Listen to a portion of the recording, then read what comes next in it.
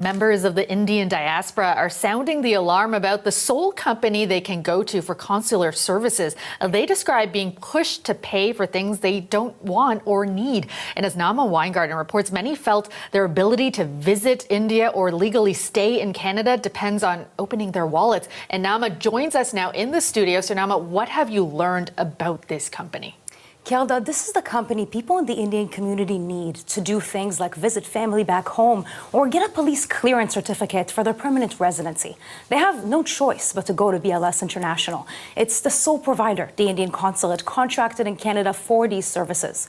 The company has an F rating at the Better Business Bureau and an online petition from angry clients that was signed by thousands of people demanding better service. There are a lot of complaints, but the most common story is people saying they've been pushed to pay for services they didn't want or need at BLS. We showed up to their Brampton branch and also got in touch with former employees who said things on the other side of the counter weren't any better. Have a look.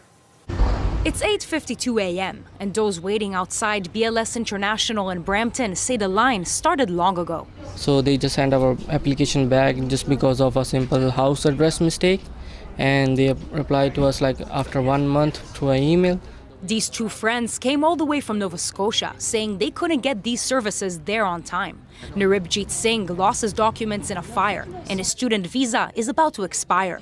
He needs those documents to apply for a work permit to stay in Canada legally. They will just deport me, that's all. He doesn't have a choice, so yeah, no choice. He ended up paying $100 for what they call their premium lounge service to speed things up, with his friend later telling us they would pay however much it'll take.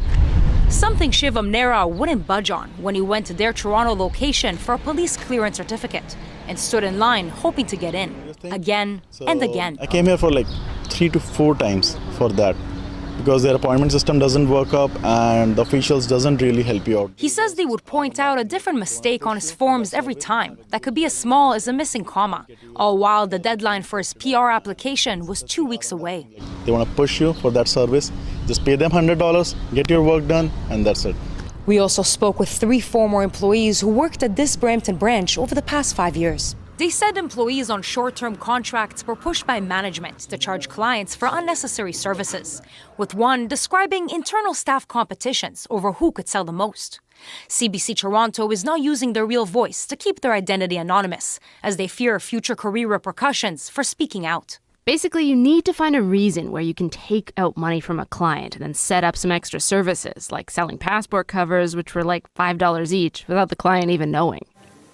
The former employees we spoke to said they later returned to BLS's clients, but their insider knowledge wasn't much help. They say they or their families were also charged for services they didn't want or need. So Nama, what is the company saying in response to all of this? So BLS did send us a statement. They said the company complies with the standards and expectations of the governments and authorities they work with and have a reputation for compliance and service excellence. They mentioned that where concerns are raised, they'll investigate them and take proper steps to improve. And for its part, the Consulate General of India in Toronto said BLS was selected through, quote, a competitive bidding process, and that it's also committed to prompt, efficient service. People have complained to the consulate about BLS, but as far as we know, those complaints didn't result in meaningful change. And in the meantime, it is unclear what, if anything, Canadian authorities can do. Federal and provincial immigration officials said because it's a private company contracted by India, it's all outside their jurisdiction. Kelda? All right, thanks so much, Nama. Our Nama Weingarten